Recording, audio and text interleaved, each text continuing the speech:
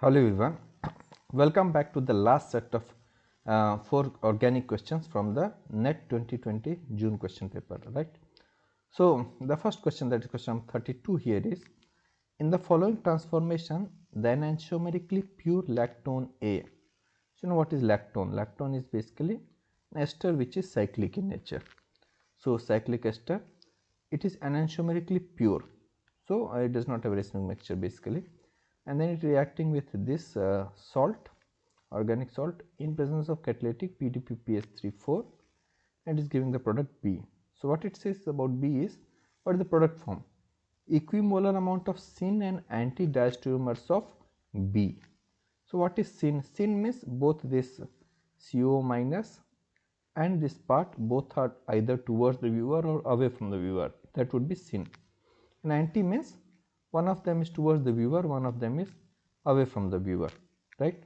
So, it says equimolar amount of syn and anti-diastereomer of B, both of which are racemic in nature, right.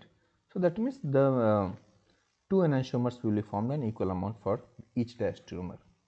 Second one, it says is equimolar amount of syn and anti-diastereomers of B, both of which are enantiomerically pure.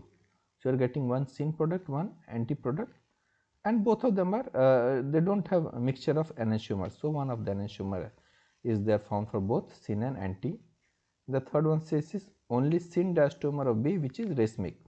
So, you are having syn, that means both this CO minus and the other both are towards the viewer or away from the viewer, but they do not have pair of enantiomers. So, they should not have mirror image, right.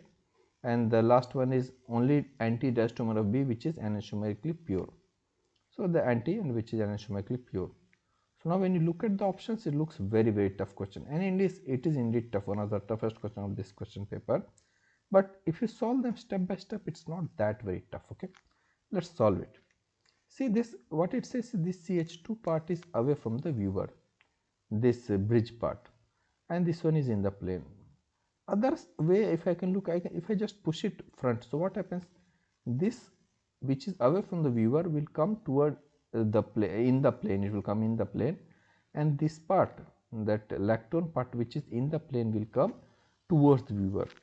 Why I am doing that is because it helps me to explain this very easily for you. Okay, so it makes my job very easy. Let us do that. So I am writing it like this. Now palladium undergoes, PD0 undergoes oxidative addition, so it will go here also. Once we have this allylic system, so what happens is palladium helps in this kind of reaction where this allyl group comes here, this leaves, and you are getting a allylic carbocation. Now this allylic carbocation coordinates with this PD0, it gives oxidative addition, and you are getting this species, right.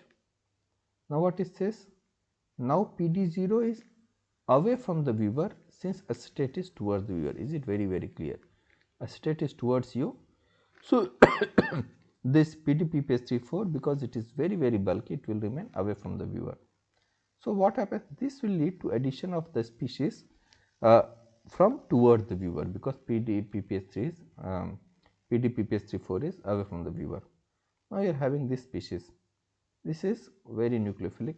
Now, this can attack from this side also, it can attack from this side also, because both of them are equally equidistant from the CO minus. So, stereoelectronically both the ends are exactly same. So, clearly it will give you a racemic mixture, two enantiomers will be formed, and because this PDPPS34 is away from the viewer, this has to attack from towards the viewer. So, if you see here, it attacks from towards the viewer, you are getting this product. If you are attacking from here towards the viewer, you are getting this product, right. So, and you are getting this X and Y, and X and Y, if you look, they are not superimposable on each other, but they are mirror images. That means they are pair of enantiomers, right. So, basically you got racemic mixture of syn product. So, your answer should be, answer is option number C. Let us see what is option number C.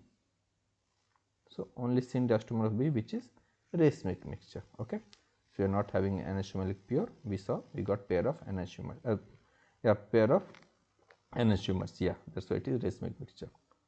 So, you please read through it, I will go slowly, you can pause it if I if you feel I am scrolling down fast.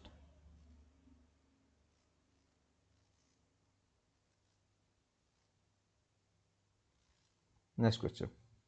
The correct order of Hammett rate constant rho, this is very simple question, for the deprotonation of carboxylic acid. So rho, you know, is a reaction constant. So it says that that center where reaction is occurring, how much does it get affected by the change of substituent? So it is deprotonation, so we are basically getting negative charge ion on oxygen. So now you are having this x is the substituent. So think about it, how much substituent, if it is pumping group, it will destabilize, if it is withdrawing group, it will stabilize this negative charge. So when it is on the benzene ring, of course X will maximum affect the stabilization or destabilization. Here it is little more far, so it will stabilize less or destabilize less, and here also it will be even lesser because the CO minus is further away. So of course maximum effect, maximum rho will be seen for A, then B, then C. So answer should be option number C. Okay.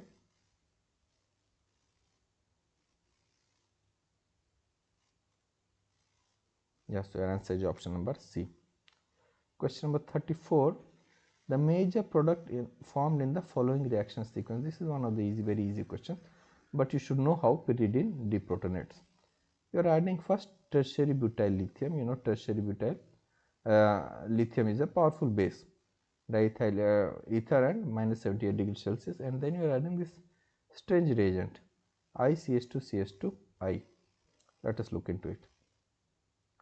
So we know that tertiary butyl is a powerful base, so it picks up from proton, is a proton from the pyridine. So it's simple pyridine I have taken. What they have seen is this is 0% formed, so at ortho position you don't get negative charge, meta you get negative and para you get negative, but meta you get only 20-30%, para is 70 to 80%. That means nitrogen definitely, if I just compare between these two, nitrogen definitely helps in stabilizing the negative charge, but due to more due to resonance effect than inductive effect, and therefore at para position it is stabilizing much more.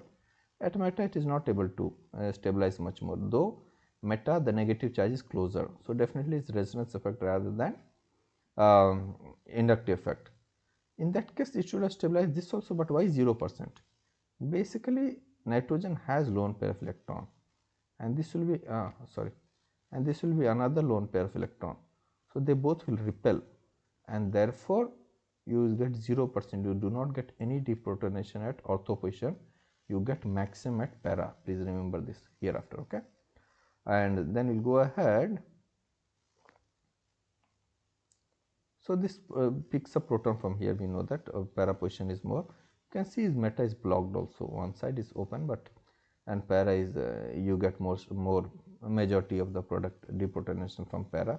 So you remove this proton, you get this, and now CLI bond is highly nucleophilic because lithium is highly electropositive, carbon is highly like compared to lithium it is much more electronegative, and therefore this sigma bond becomes nucleophilic. Rarely sigma bonds are nucleophilic, only when the attached atom is highly electropositive.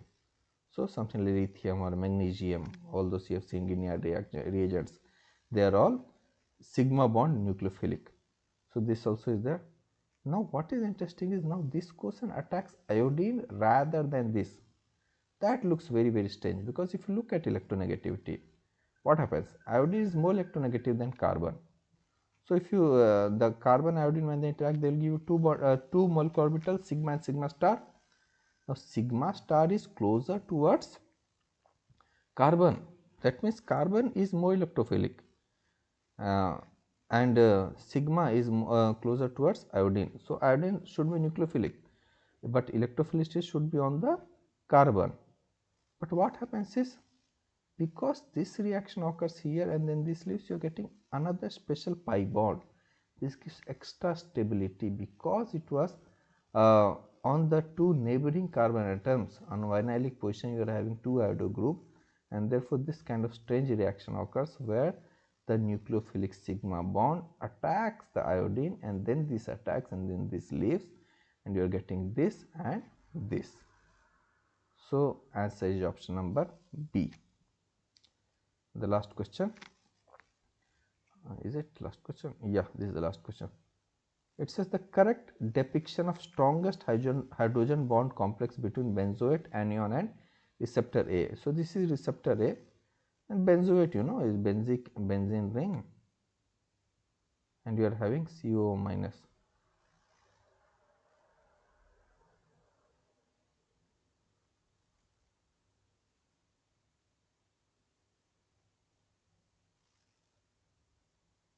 Right, you are having CO minus.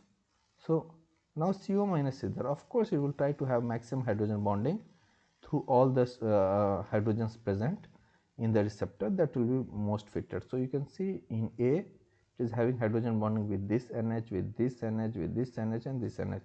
Here it is not having, it is having only with 2, here also with 3, here with only 2. So of course answer will be option number A. Thus answer is option number A, right? So that's it for this video. Thank you so very much.